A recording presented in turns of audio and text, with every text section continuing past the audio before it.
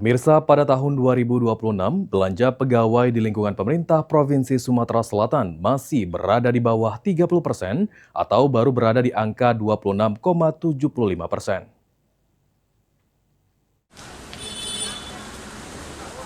Meski di tengah pemotongan dana transfer ke daerah dari pemerintah pusat, belanja pegawai di lingkungan pemerintah Provinsi Sumatera Selatan secara umum masih berada di bawah 30%, yakni baru 26,75% atau sekitar 3 triliun rupiah.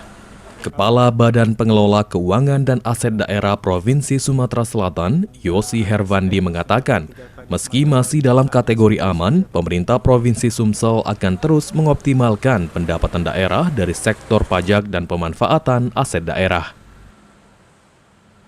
Tetapi pada tahun 2027, alhamdulillah kita mendapat kabar akan ada relaksasi pemberlakuan Undang-Undang Nomor 1 Tahun 2027. Jadi yang di atas 30% tetap dapat berjalan nantinya, tidak menyalahi peraturan perundang-undangan.